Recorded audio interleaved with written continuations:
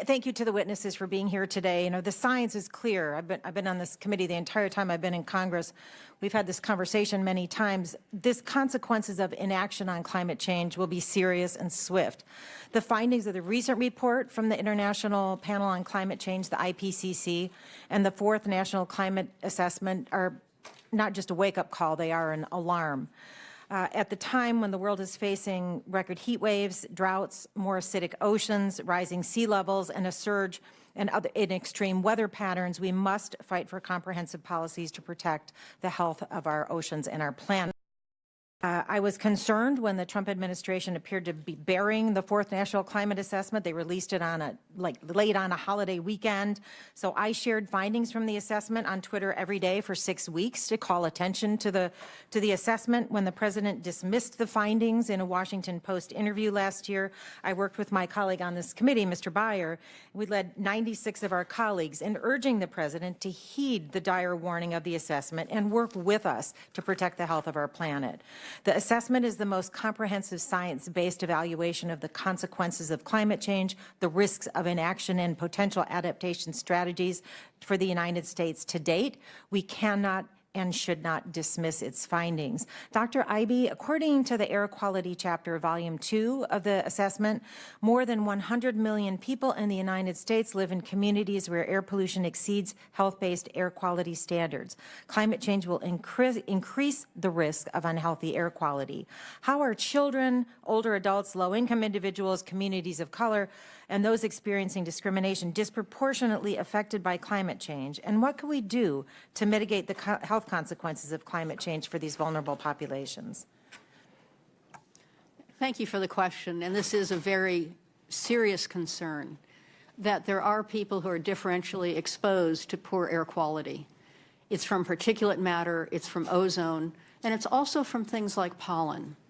And so people in the groups that you mentioned often live in communities that have much higher exposure. And it's an opportunity, going back to the question we had a few minutes ago, of looking at issues like energy efficiency to make sure that we reduce how much comes out of our tailpipes so that people don't have so much exposure. I will note that the United States cannot sell cars in China because we cannot meet their emission standards. So there's lots of opportunities to reduce emissions. Reduce emissions also from coal-fired power plants is incredibly important to protect people's health. Thank you. Thank you. We also save healthcare costs when we do that, obviously.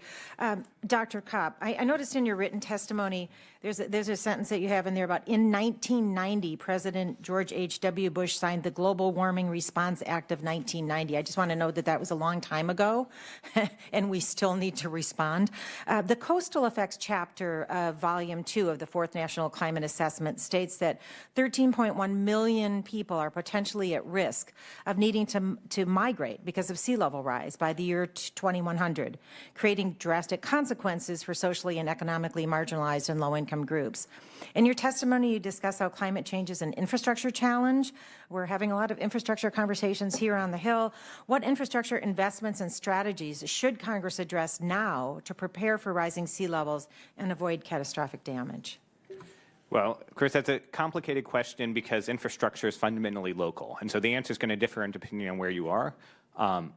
The fundamental thing is if you're building infrastructure that's going to be around for 80 years, like it is foolish not to take into account changing climate conditions and changing sea level rise for that period, and know when you build that, what you're going to do if it turns out we're on a relatively low, say, low sea level rise course, and what we're going to do if it turns out we're on a relatively high sea level rise course. We don't know yet, because it depends both on ice sheet physics that are still being studied and on greenhouse gas emissions that we haven't emitted yet, whether we're going to see 2 feet of sea level rise over the course of the century or more than 6 feet.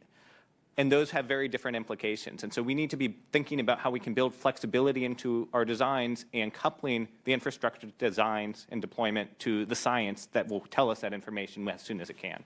Thank you very much, Madam Chairwoman. And I yield back.